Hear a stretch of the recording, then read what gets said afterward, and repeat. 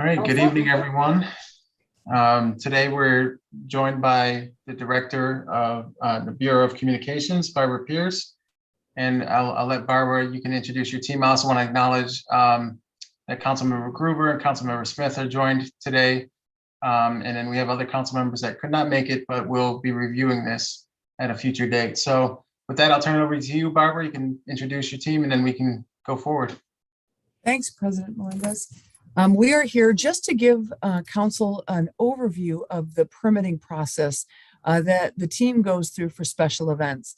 And Kara Osipovich is here. She is on point for leading our special events team, and she'll be taking us through the process.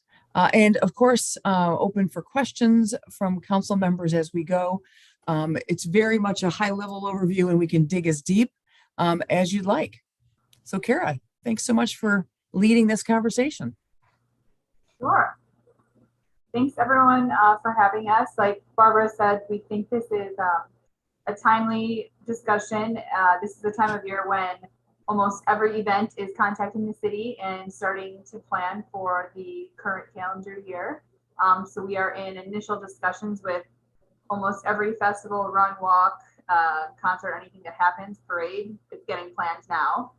So our staff is actually quite busy this month and moving forward. And as you saw this month at council, you'll start to see, legislation come through for events that we support as well. But today we're going to focus on just the permitting process, because I know that sometimes constituents might reach out to you guys to say, I would like to have, a festival in the neighborhood or something at Parcel 5. How do I do it? Who do I contact? How much does it cost? What are the steps? So I just want to give you some information so that you can relay it to your constituents.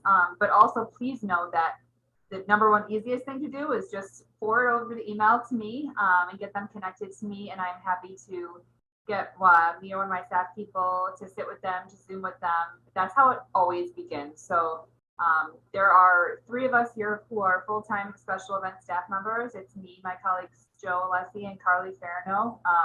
We tend to split the events up by type, but in reality, whoever makes sense the most or what type of event it is, or whoever might have the most expertise or history with that event will take it over.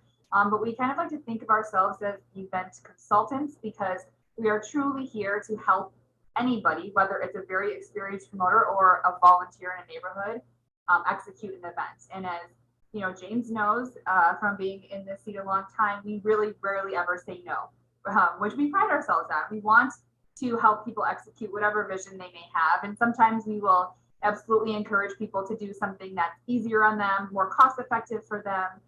But we always try to get to a yes. And whether it might not be in the timeline people are hoping for, events take a lot longer to plan than most people think.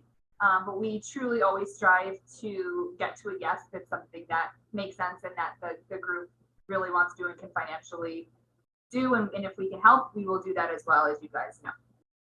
So I think I'm going to start to share my screen and just go through some of the basic slides we have. Again, this is super high level.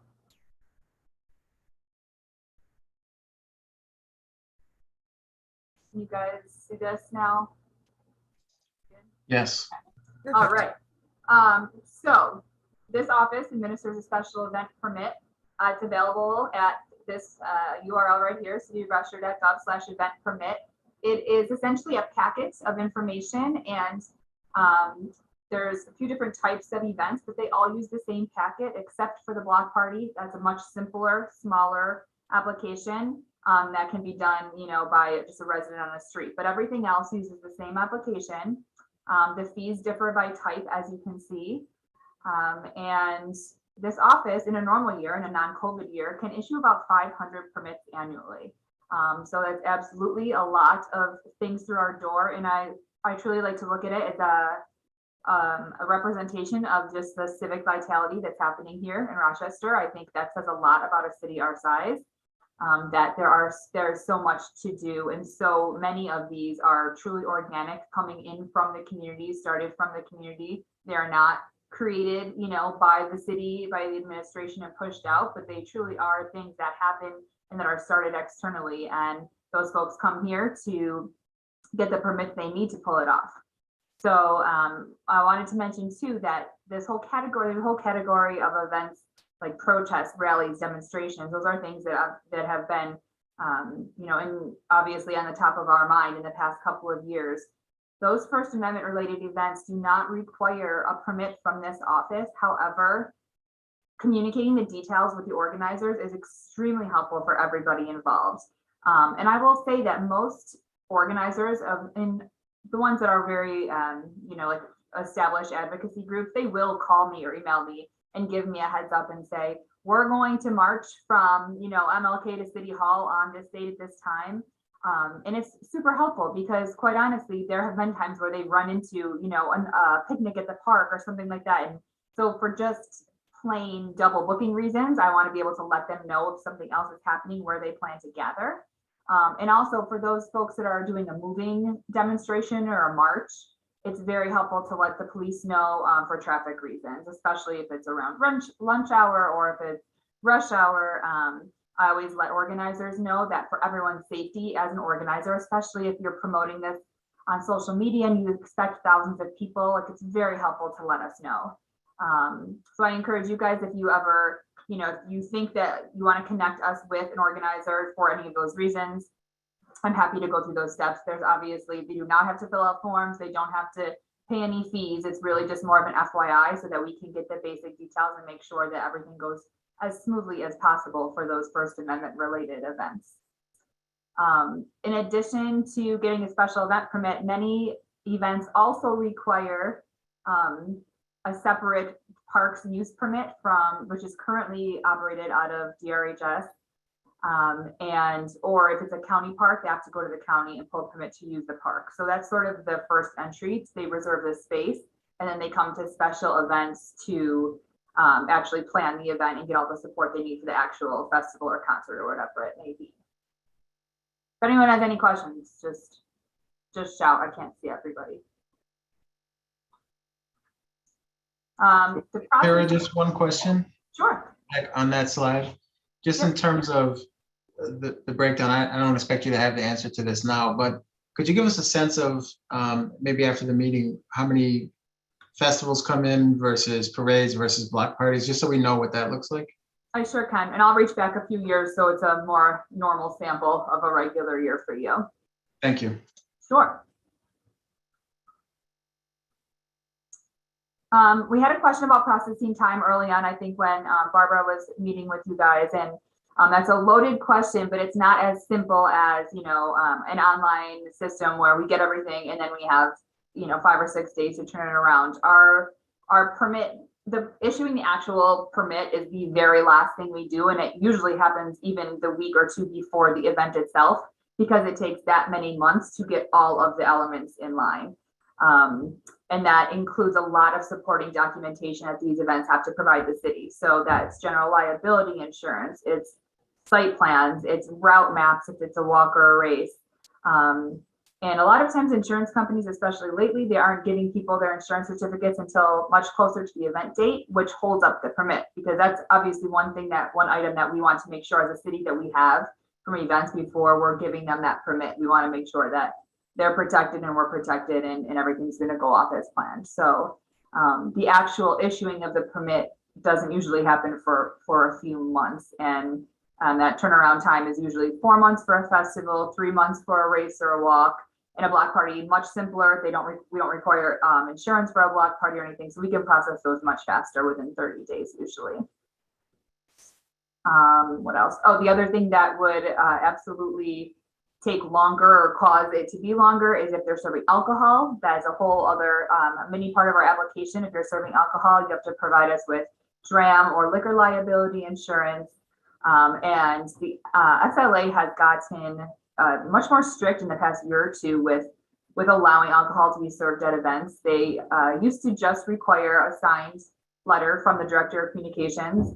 And then once the applicant would prove that the city was okay with serving alcohol on public property, they would issue a liquor license to the applicant. But now they also want the chief of police to write a letter as well. And our law department, reminded them that it's the same entity, and usually we're on the same side of approving or not approving events, but they insist. So now we need to produce 2 letters for them, for an applicant to prove to the SLA that the city is supportive of their application to serve alcohol on public property. And that can take a little bit longer and cause the process to slow down as well if there's alcohol at the festival or the concert.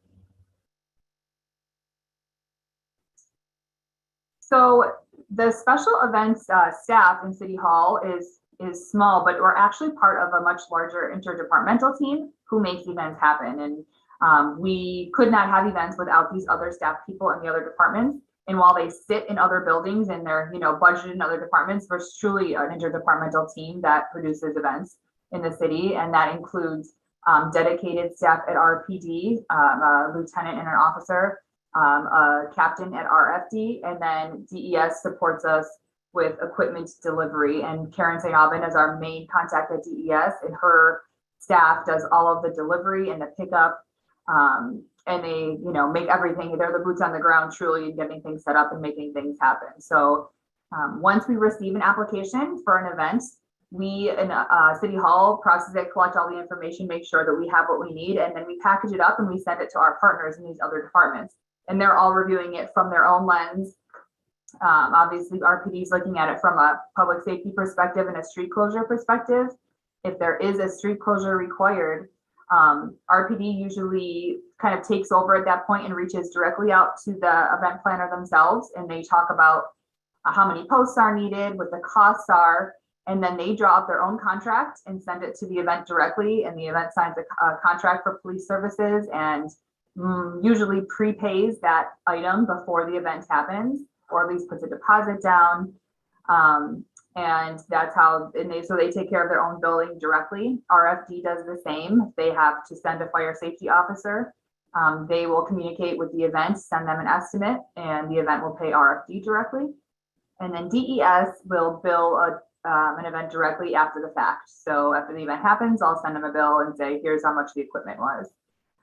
So we do not have centralized billing for events. Unfortunately, it's all decentralized, but that's kind of a product of everyone sitting in their own department and, having their own part of the event. So it is how it works now.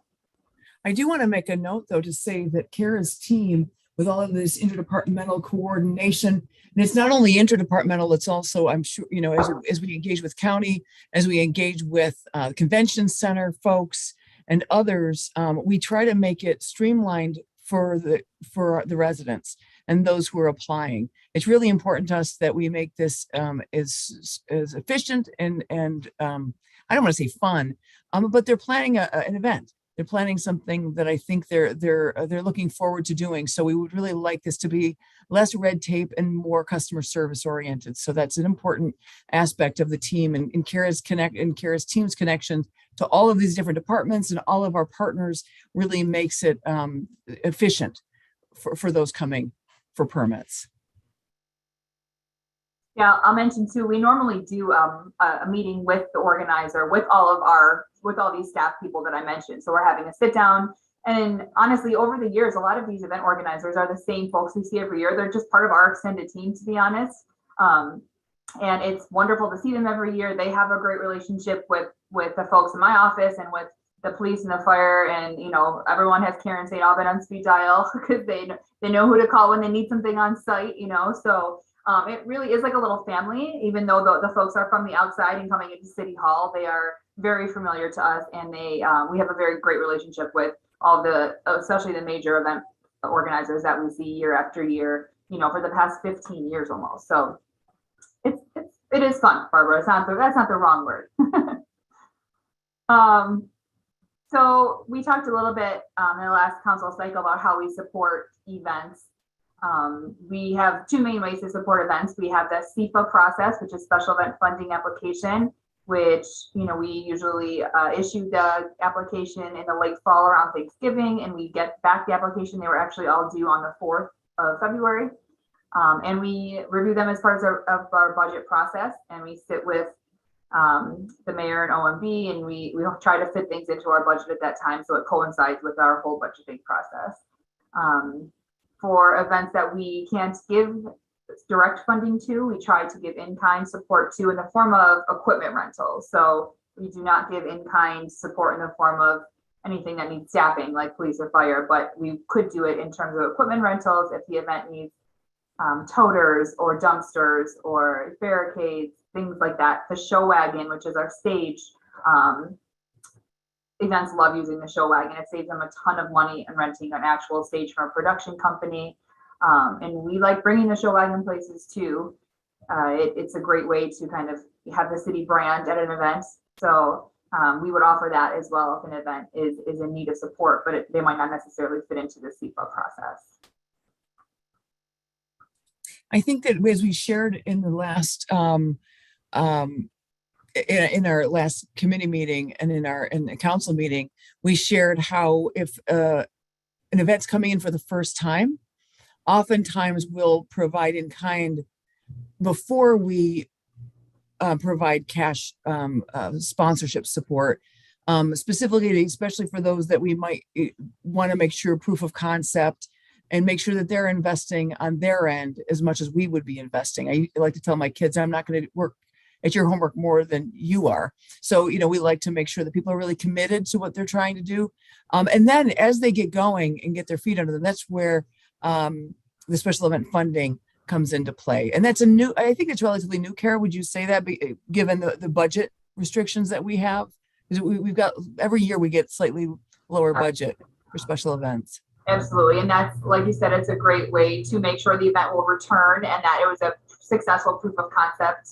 And that it's actually very important to us too, to see that we aren't, they're not, if their budget is $30,000 to put on the event and they're asking us for $30,000, that's not what we want to see. We want to be a part of the support. We want to encourage them to find other partners, because if something happens one year and our budget takes a large hit, we don't want to be the reason the event totally stops. We want to make sure they have, that they're a viable event and that they have other sponsors and that they have other, methods of income and revenue for the event. So that's absolutely true. We'd love to try to do in-kind equipment the first year and then move to cash if it's possible in subsequent years. There are, of course, exceptions. Some events come to town one time, or it's for a certain celebration and it's only happening once. And we absolutely try to accommodate that. So as James said earlier, nothing is hard and fast. It's definitely an art.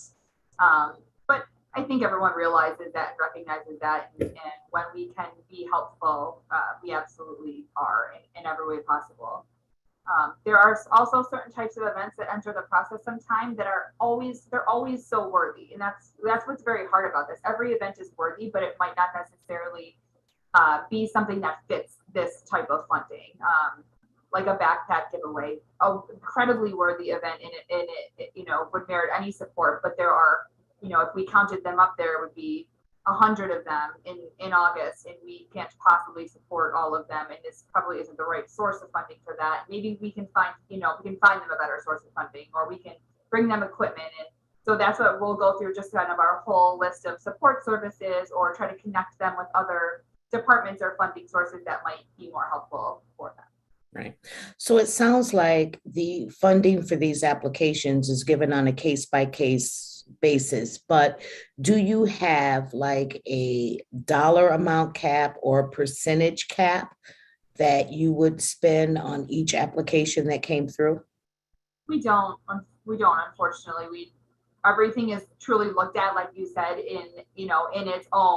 on its own regard. Like, what type of event is this? What is their budget? Like, how many people are they trying to reach? How much are they asking for in terms of their larger budget? So no, we don't have the impact that we think the event's going to have, economic development, for the city, for the residents, the cost for residents to attend. If it's expensive, we're less likely to provide it funding instead if it's free or low cost, et cetera. There's lots of, and there is a budget that we have. So we can't, we only have so much to spend. That's exactly true. We're working within the same proverbial pie every year, and actually a smaller pie most years. So, it's just kind of moving the pieces a little bit, or cutting one bigger, smaller, and recognizing that some events fall off, which is not great, but it's good for the new events that are coming into the event funding arena. If an event doesn't return, it frees up some sponsorship dollars for someone else. So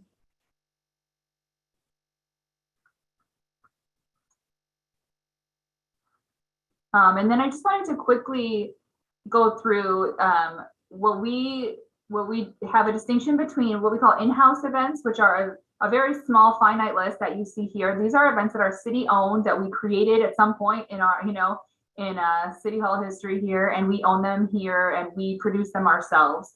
And that could mean either we do an RFP and hire a promoter to produce them on our behalf, or if they're, a small one-day event, we do them with just our staff here and we contract directly with maybe vendors or things that we need to pull them off. But this is that finite list of in-house city events that the city of Rochester owns. Sometimes we create new ones or we change them a little bit if they aren't working out. Some have fallen off the map if they're not super successful. We definitely don't like doing things that aren't getting people there. We know that they're not working. We've been going at this a while. So if we try a new event and it's not working, we don't keep doing it year after year. We just try to use those funds and think of a new concept or support an external event that we think is a better concept. We have learned that events that come to our office from the community are usually events that are in demand somewhere and that people want. So we like supporting those and giving them a chance and like a concept. A concept that's coming from the communities, usually ones that maybe people have been talking about or they saw somewhere else and they want to give it a try. So that's what we really try to put our resources into. But most of our city produced events, actually those contracts, our 5-year contracts are almost all expiring this year. So we will be issuing new RFPs for those events at some point this year. The amount of promoters locally is really shrunk over the years. So we are very familiar with our local promoters. They're all very good at what they do. And we trust them very much to put on events that are up to our standards. And that would, if we have certain things we want to make sure happen, or certain acts or certain food and things, we know that they will be able to execute well for us. But anyway, a lot of these events will be going to RFP again this year. And then you guys will see them as we choose someone and come to city council for approval of their next 5-year contracts. Everything else that comes through this door, the rest of those, 450 are totally produced by the community, which is very remarkable. And I think it's just a great illustration of how active and vital there is vitality here in Rochester.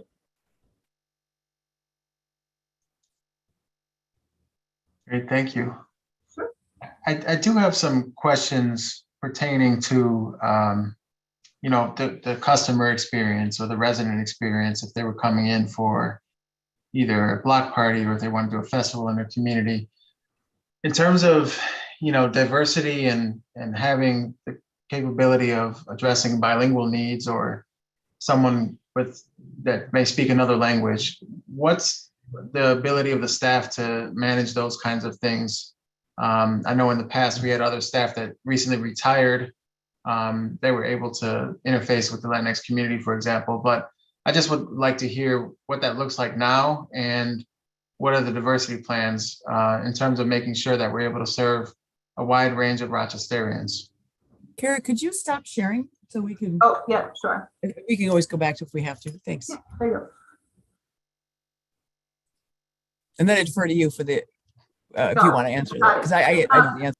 Yes, we do. Our first interface for customers is Kelly Muniz Miles, and she is bilingual. She handles any bilingual person that walks through the door or that calls on the phone. She is the department's front door, if you will, literally, and for phone wise and door wise. So. And I know, and maybe she's able to do this too, but in the past, there was a lot of hand-holding. There was a staff member, and I don't want to name names because they're retired and they're not with us anymore, but we're able to navigate people through this special events application process and help with those kind of things. So is that what this individual is doing now? Kelly can do that, yes. She's been with us for a few years. Yeah. And she actually processes all the block parties. She owns a couple of those types of permits herself. So yes, she's very well versed. She's the first point of contact if you called the office, and she would kind of be the one who would be navigating someone through their first time trying to apply for a permit and guiding them through that. She's very well versed. Yes. We are looking to expand our bilingual team, but I'm glad that Kelly is here and is on point to serve as first point of contact. Great, thank you. Any other questions from council members? I do. I have a couple questions. I guess I want to understand, I guess, how the revenue flows. There are some city events where they are ticketed and the city is the organizer, and there are some city events that are ticketed and the city is not the organizer, and there are some city events that are just free. Yeah. When we're collecting revenue, where does that money go to? Is, I guess, one part of the question. And the other would be, how does the total net cost factor into the amount of money that we would give to other festivals? If that makes sense. Right. So those in-house events that you saw on that last slide, the ones that we own, we have the ability in those contracts to negotiate the cost sharing or the revenue sharing rather. So for instance, Party in the Park city event, the gate is $7. The city gets every dollar of the $7. And then we have a share of the food and beverage as well. And those revenues are not insignificant. They make up of the majority of special event revenue from, like, Party in the Park is a great event, and we make decent money on both the gate and the food and beverage. The other event, the Summer Soul Festival, is a ticketed event. We do not share the revenue in that event, and that's how that contract was written a few years ago. That's not to say that when we go back out for RFP, we wouldn't maybe restructure that. That event was more difficult to get a promoter on board. Some of these events aren't as lucrative as the others, so it's harder for us to say that we will also take half of the gate or some of the food and beverage. It might be less attractive to a promoter. But I think that we, over the years have learned that, having some skin in the game from both sides is helpful, and we want to create that relationship with promoters where, we are getting some of our investment back if at all possible. And when revenue comes back in, that stays in the city special events budget? So we have a special event trust fund, actually, and that's where the revenue goes. So it can only be used on special events. And we take up a portion of that revenue and subsidize our operating budget with it every year. So yeah, so it all goes back in every year. And James, did you want to say something? If I could offer some of my just institutional knowledge on this. So like Summer Soul Fest, years ago, the city, that event was a legacy event, and the name has changed over the years. But years ago, it was supported at a much more significant rate. And so one of the decisions was made to pull back on city funding. And the way that it was structured was to do ticketed sales. So the promoter was able to use those revenues to attract the type of talent, et cetera, because it had been always an event that had pretty high profile talent. And the city's investment at this point wouldn't allow you to get big name acts. And the other thing I would add is that ticketed events like Party in the Park, Kara's right, they do, a significant amount of money comes to the city from that event. But it's also an event where alcohol is present, and a ticketed event allows you more control over the area to make sure from a security standpoint. So often with events that serve alcohol, the city has a longstanding practice of ticketing because it can be a control measure. That's not always the case, but for Party in the Park, it certainly has been a way to provide for additional security and control over the event. Yeah, I guess from my perspective, as someone who is not an event planner, has very little skill in planning events, what I hear, and I heard James make this presentation a couple of times, and I've heard Kara talk about it. What I hear is that there's ultimately a lot of discretion in the special events office, which I think makes a lot of sense. And I'm not asking for that to change whatsoever. What I am interested in though is thinking through, especially this year, this upcoming budget year, with festivals coming back for the first time, with people I think really, really wanting to be outside and be able to be social with other people. How we're just thoughtful about ways that we can think about continuing to evolve some of these things, which a lot of what you've said are that a lot of the stuff is legacy events. I would even point to last year. I had the fortune of getting the ball rolling on the Joywave Festival that ended up happening, but Kara really brought that home with the Fringe Fest to bring that to fruition, and it was phenomenal. That was the first time it happened. How do we evaluate what the ROI was? How do we think through what to bring back or what to really solicit bringing back? You know, Jazz Fest is going to probably be a whole lot different this year than it has been in years past. I just want to understand what the path is to evaluating and growing some of these things.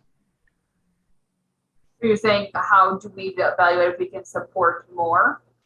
Yeah, how do we evaluate even when we talked about Jazz Fest during the last council meeting, we acknowledged that some of the stuff, it's just really hard to evaluate the ROI. I get that. There's like a clear, simple answer. Yet we have to evaluate things somehow. So what are the kind of tools and measures used by the special events team? Basically, I don't want to say attendance is a hard and fast, because those are mostly estimates for these free events, right? And how many people the festival organizer might tell you to be there versus how many, when I asked the lieutenant there what he thought, is usually, the truth is somewhere in between, right? So, but that is important. If we have a festival and we support it and it's a thin crowd and it just didn't land, then I think we take that into consideration. We also take into consideration the input from the festival themselves. Like if Fringe comes back, for instance, and says, "Oh, that was wonderful with Joywave, and that's what we want to do again," and we think, we saw a lot of money in food and bev that night, and we know that makes sense for us. We will evaluate that as well. I just want to be clear: we do not, for these events that we sponsor, we do not ever revenue share with those events. It's like a grant, and that's what they use. So we would never be looking to them to, give us a piece of that back, if you will. I would say, though, that if we're investing, which is what we're doing, in an event, especially to a certain tune of say, Jazz Fest level, there is an expectation that those groups come back to us with their assessment as quantifiable as possible. And Jazz has done that. It is difficult to precisely, to the decimal point, to the cent, define impact. However, when I think Jazz went and they do a good job of talking with a significant number of attendees, get a general understanding of how much they're spending at Jazz Fest, and then they do an extrapolation, which again is not precise, but it is as close as you can get in it. And if you do it with enough people, you get a decent number.